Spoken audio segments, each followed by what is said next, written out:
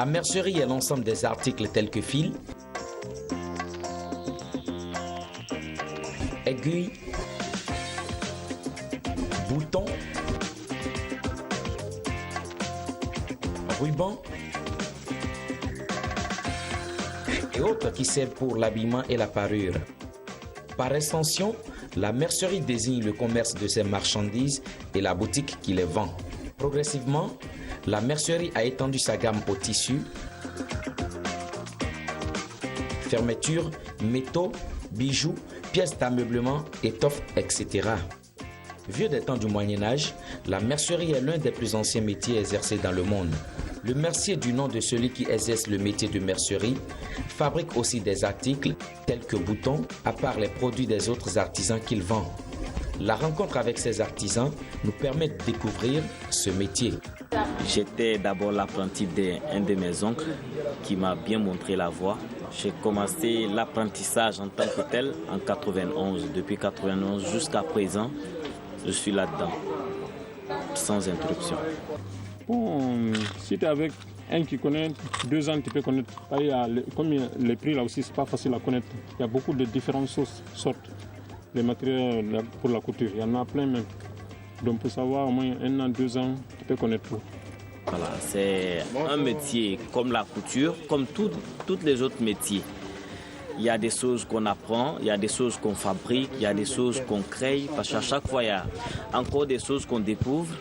Chaque fois, il y a des choses qu'on découvre de plus en plus. Nous fabriquons des boutons, nous habillons des boucles, nous faisons des pressions, nous faisons du surfilage, nous vendons des fils, ainsi que les fermetures, les doublures. Il y en a plusieurs qualités en doublure. Il y en a doublure en satin, doublure en tricot, de la popeline, ainsi de suite. Même les autres tissus, nous vendons aussi. Ce qui est morocco, satin du 16, taffetas, ainsi de suite. Pour mieux exercer ce métier, des besoins s'imposent. D'abord, la formation d'abord. Voilà, il faut d'abord faire forcément une formation. Après la formation, il faut avoir les appareils. Les appareils, il y a les surfileuses, et il y a les moules, il y a les machines à boutons, et puis il y a les moules de choses pression, et puis les moules des ailiers. En tout cas, on a besoin de beaucoup d'appareils pour pouvoir être équipé. Il y a plusieurs matériels dedans. Il y a des matériels pour faire les ceintures aussi. Les ceintures beaucoup pour les femmes là. Maintenant les pressions et puis les boutons fabriqués. Ça là, on couvre les boutons. Ça c'est le bouton à couvrir. Moi, au moment où je débutais, à 500 000, j'avais déjà ma mercerie. Ce n'étaient pas les mêmes machines. Il y avait d'autres machines qui étaient là, beaucoup plus simples et beaucoup plus moins chères. Mais maintenant, les machines, c'est des machines industrielles qui coûtent un peu plus cher. Donc je pense que maintenant, pour débuter, il faut au moins 1 million ou 1,2 million. Ah bon, ça dépend. Hein. Ça dépend. Les 200 000, 300 000, voilà, ça dépend. Bon, ça, il faut qu'il gagne quelqu'un qui va le financer. Hein. Voilà, si tu as quelqu'un qui va te financer, tu peux commencer un peu.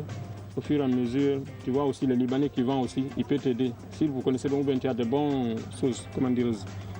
Ouais, s'il y a de bonnes relations, il peut prendre des garanties là-bas pour donner la marchandise. Maintenant, tu viens, tu exposes. Si ça marche, tu t'en vas le rembourser. Chaque semaine, tu le rembourses pas. Mais un peu, c'est comme ça, nous on fait. On prend avec les Libanais ou bien les Anangos qui envoient les marchandises, on prend un peu avec eux. Chaque semaine, ils viennent nous encaisser. Bon, parce que tu vas avoir tout le fond pour payer un coup. C'est un peu.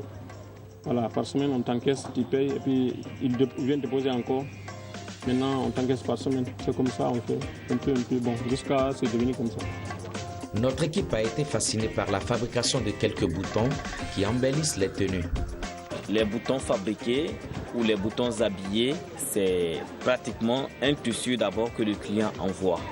Quand est-ce qu'il envoie, il vous demande le numéro qu'il veut. Le numéro veut dire quoi? La taille du bouton. Ça commence du plus petit 12, ça va jusqu'au numéro 50. Et maintenant, si le client commande le numéro qu'il veut, nous découpons le tissu en fonction de la taille du bouton. Et ensuite, on habille le bouton avec le tissu en mettant ça dans l'appareil qu'on appelle moule. Et puis maintenant, sur la presseuse, on presse. Maintenant, on enlève le bouton. ça fait le bouton fabriqué. Alors, nous avons ce moule qu'on appelle numéro 24 et nous avons déjà le tissu déjà découpé en la taille de numéro 24. Nous prenons le tissu dans un premier temps, nous le mettons bien sur la moule tout en enlevant d'abord ceci. Maintenant on prend le fer qu'on a pris pour faire la taille numéro 24 que l'usine a fabriqué, on le plonge directement dans l'appareil avec le doigt. On finit, on regroupe le tissu à l'intérieur pour ne pas que, en mettant ça, que le tissu reste en bordure. Parce que si le tissu sort, le bouton ne va pas réussir. Donc je regroupe bien le tissu au milieu, je mets ceci, le cerceau là, je le mets, puis ensuite je mets la fermeture. La fermeture, il y a un trou par lequel on met l'aiguille pour pouvoir fixer le bouton sur l'habit. Donc je mets la fermeture, je vais à ce que ça soit bien placé. Si c'est renversé, le bouton ne sera pas bien. Donc je mets ensuite la fermeture de la moule. La machine on l'appelle la presseuse. Pourquoi la presseuse? Elle vient appuyer le bouton pour que le bouton soit compact. Voilà, j'appuie. Il y a une limite auquel on doit appuyer aussi. Voilà, donc je reviens. Maintenant je prends la moule. Maintenant j'enlève étape par étape la manière dont j'avais mis. J'enlève. Maintenant je fais sortir le bouton dans l'appareil. On a besoin d'une petite pointe. Mais si le bouton c'est un gros bouton, on peut faire sortir avec le doigt. Mais puisque c'est petit, je prends une pointe pour pouvoir enlever le bouton. Voilà. Bon, les boutons couverts, comme il y a d'autres qui n'aiment pas mélanger les boutons, hein, ils préfèrent prendre le pagne pour couvrir les boutons, pour que ce soit la même chose, comme c'est le complet. Mais il y a d'autres aussi qui aiment mélanger pour faire ressortir le couleur des habits aussi. Ils prennent d'autres couleurs pour mettre. Voilà, maintenant en caoutchouc aussi, comme ça ne se rouille pas, il y avait des pressions en fer là, mais ça se rouillait. Maintenant les gens n'aimaient pas ça, ça gâtait les habits. Maintenant les gens ont préféré de faire les boutons en caoutchouc. Ça se ne rouille pas.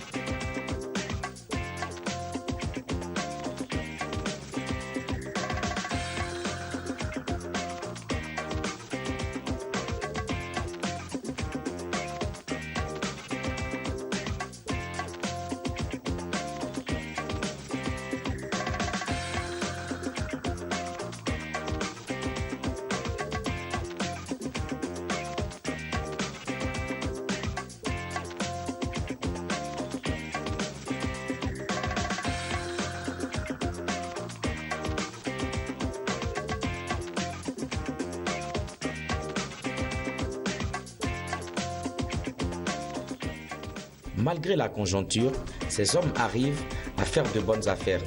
Voilà, nous avons deux types de boutons. Nous avons des boutons que nous appelons des boutons plats. Ça, de numéro 12 jusqu'à 20, 22 voire c'est 25 francs. À partir de 24, les prix commencent à changer. 24 on fait à 35, 26 on fait à 40 francs, 28 à 50 francs, 32 à 75, numéro 40 à 100 francs. C'est comme ça que les prix varient. Plus les tailles sont plus petites, plus c'est difficile à faire. Donc si c'est un bouton 12 qui est le plus petit numéro, pour le faire, vous avez besoin de le temps de découper le tissu et puis fabriquer un bouton peut vous prendre une minute ou 1 minute 30 secondes au max. Le second, c'est des boutons bombés. Il est beaucoup plus bombé, comme est-ce que nous savons quelque chose qu'on appelle des bombés. C'est des boutons un peu plus élevés que ceux-là. Il y a aussi les mêmes numéros qu'en plat comme en bombé. Ça prend le même temps pour la fabrique. Mais seulement les prix diffèrent un peu. Lui, le plus petit numéro coûte 50 francs jusqu'à 22 aussi. Mais à partir du 22, ça commence à changer. Les différents numéros, c'est par 25 francs à partir du 22 que ça s'augmente. Par jour, tu peux avoir 20 000 francs, 25 000. Maintenant, ça dépend des marchés aussi. Il y a des fois, comme il y a des gens qui prennent crédit, le jour qu'ils viennent te payer aussi. Donc là, c'est un peu avantageux aussi, ça monte un peu.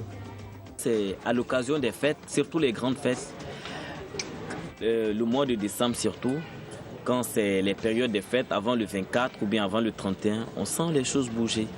Voilà. Ou bien pendant les baptêmes, tels que juste après le mois de carême, comme on appelle pour les chrétiens, là, juste après Pâques ou ainsi de suite, le temps des baptêmes, là aussi ça bouge un peu, par la grâce de Dieu. Ouais, le mois de décembre, il y a les fêtes. À cause des fêtes là, donc les femmes s'habillent beaucoup. Donc on a les fournitures seulement, les fournitures pour les femmes. Donc les femmes aiment s'habiller au moment de fête, surtout le décembre. Bon, il y a le Pâques aussi, ça marche un peu. Mais c'est le décembre qui marche plus. Comme le dit un adage, il n'y a pas de sot métier. Tous les métiers sont dignes d'être pratiqués. À toute la jeunesse africaine, que tu sois guinéen, ivoirien, burkinabé, congolais, camerounais, centrafricain, même voire, tu peux réussir ta vie tout en voulant travailler. Dans un premier temps, moi, je n'espérais pas aujourd'hui être là. Je partais au champ, je n'avais pratiquement pas d'avenir. Mais j'ai entrepris ma vie, j'ai décidé de travailler. J'ai suivi un oncle, je me suis patienté, j'ai suivi la formation. J'ai fini ma formation, je me suis installé. Aujourd'hui, j'ai une famille, je nourris ma famille, je vis avec ma famille. Je m'épanouis par la grâce de Dieu. Donc, faites comme moi, ne désespérez pas, entreprenez votre vie, et levez-vous et cherchez à travailler et vous réussirez demain. Tout ce que je peux dire à la jeunesse, c'est de pouvoir avoir un métier. S'ils n'ont pas eu la chance d'aller à l'école, parce que ce n'est pas à tout le monde d'avoir la chance d'aller à l'école. S'ils n'ont pas eu la chance d'aller à l'école, d'avoir un métier, de ne pas aller dans la rue, se dire que bon, moi, ma vie est fichue, bien, d'aller apprendre quelque chose pour pouvoir exister, d'aller apprendre quelque chose pour pouvoir vraiment mener sa vie normalement, quoi, pour ne pas aller faire de la délinquance, pour faire des choses bizarres sans avoir quelque chose, sans penser à son futur, quoi. Donc, tout ce que je veux dire, allez-y apprendre quelque chose. Si vous n'avez pas eu la chance d'aller à l'école, il y a les métiers, il y a beaucoup de métiers qui vraiment peuvent nous permettre d'être quelqu'un. Pour ce que je peux le conseiller, non qu'à quitter la rue. Toujours, non qu'à quitter la rue, aller exercer un métier. C'est ça qui va préparer leur vie, leur avenir. Pour avoir une famille, non, pour travailler. Si tu n'as pas travaillé, tu seras un délinquant. Parce que la délinquance, ça termine en prison.